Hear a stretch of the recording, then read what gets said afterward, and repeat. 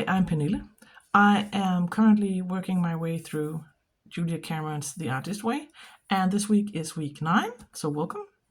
Um, I know I read through the chapter of the book. I have the Danish version right here. And so I know this week it's continuation of making plans and goals, and it's also actually reading through your morning pages. Up until now, you haven't been allowed to actually read what you wrote in the past weeks, and one of the assignments this week is going through it and using two highlighters to highlight things you need to take that require some kind of action or insights. And so I'm actually looking forward to that because I can't remember what I wrote most weeks. So welcome to week 9.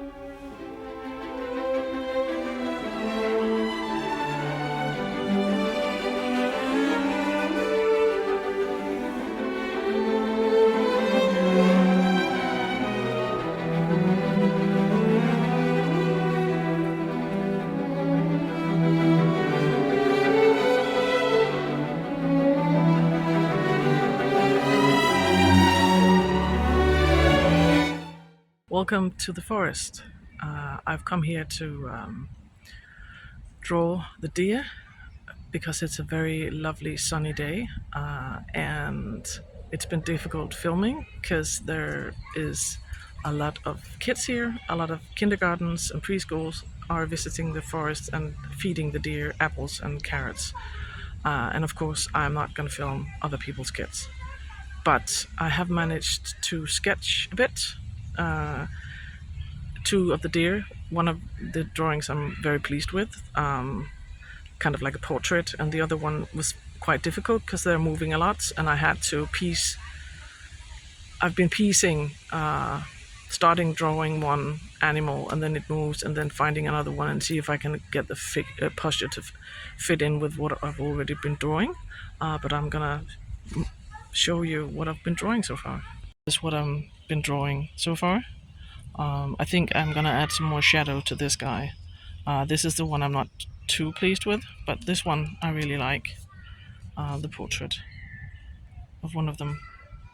And this is the one I've been piecing together. Actually getting the white spots on the fur is pretty difficult, but that part it's okay. But I'm gonna add some shadows and see if I can make it work a bit better. I think that helped. So this is the result. And I think I'm gonna go home now. I've been sitting here for quite a while. I might jot down some of the things I heard the kids said because they're quite funny. But journal a bit about my experience. It's really fun drawing with kids around, because when you plein air sketch, quite often people won't contact you, but kids, quite often they do. and I'm sitting at a bench. And before I had like 4 kids sitting around me. That was really nice.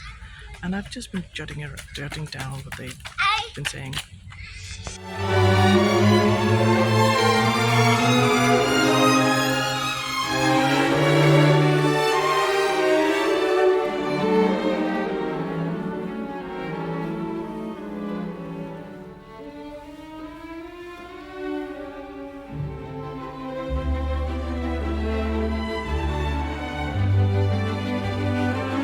Welcome to the end of week 9. I must say that my favorite activity or assignment this week was reading my old morning pages. That was eye-opening. I realized that some of the negative beliefs that I had in the beginning around creativity and motherhood, that has changed. As I was going through my morning pages and reading what I wrote back then about feeling guilty about prioritizing my own creativity, that has changed. I don't feel guilty anymore. And that's probably because I can feel how much it benefits me when I allow myself to create. So it was nice because before reading it, going into reading it, I thought I have changed a bit. But as I wrote this, I realized I've changed more than I realized already. I don't think that when you've completed this task, that this project of going through these 12 weeks, I don't think that's the end of it. I think it's an ongoing process that you have to keep yourself accountable and actually still write your morning pages and still be mindful of some of your negative beliefs and things like fear and self-sabotage, stuff like that, that you're still mindful of that. And so I think I'm actually, because I also became aware as I was reading that some of the stuff I wrote, I didn't realize how much some of the parts of my everyday life annoyed me. I'm not going to go into details because it's kind of private, but I could see it was an ongoing thing going through the weeks, that there was some things that annoyed me more than I probably was ready to admit. But reading it, it's kind of hard denying the facts. So that's something that I am working on changing. And I remember when I was younger, I was very good at keeping a written journal consistently. And I used to, when I was about to retire, one of my journals, I would read through all the pages and I would kind of see what popped up, and I would end the journal off by reflecting on the stuff that had been going on as I was writing in it and kind of evaluating. And I think I'm going to do that going forward because I've stopped doing that. I just fill my journals and then I just archive them. So I think I'm going to do that. And some of the other things I've been thinking about this week was she writes about fear, how fear can stop you, or kind of that you sometimes you tell yourself, oh well, I'm just lazy, it's just laziness that I'm not starting, I'm too lazy. Quite often it's not laziness, it's fear of either being a success or a failure. And I've been thinking about, is that a type of fear I could recognize? I can definitely recognize the fear of not being good enough. I think that's a very common thing. That you're afraid that people are not going to like the work that you do, that you're going to put a lot of effort into a project and you're going to have some sort of failure, that people are going to say, well, that's not good enough. We don't want to have that painting in our exhibition, or we don't want to publish your book. So that's definitely something I've been thinking about. But then I think it's important not to let that fear stop you and have some faith in yourself. And so I've been working more well, I've been working with affirmations, and I have been writing them down at the beginning of my of the week in my planner, and I've been working with affirmations to try and change that, to kind of combat that fear.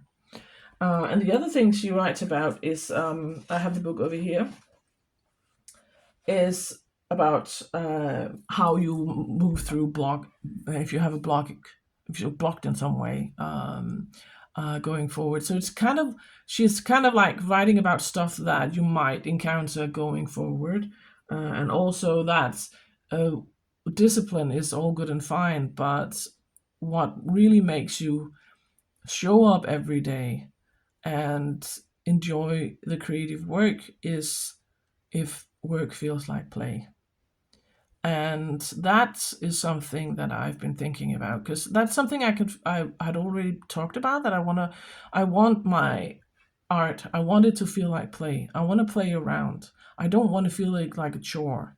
um, and I think I have to be mindful about that as well when it comes to my writing, that it needs to be enjoyable, it needs to be fun, otherwise it ends up being a chore. And so that's what my conclusion this week is, that I have to be, I'm thinking about the stuff that I need to be mindful of going forward, because I'm about to end this. I'm entering week 10. So I have to be mindful of the stuff that I've been going through. Um, and also not beat myself up about, maybe, because I've seen people be really creative about their artist dates, but all I want to do right now is just draw. So that's what I'm gonna do. Even though I think because in a month or so it's gonna be too cold to draw outside. So I'm just gonna allow myself to paint and draw and have fun, and then maybe come up with something else when the weather changes. But I'm looking forward to week 10, and I'll see you. Bye.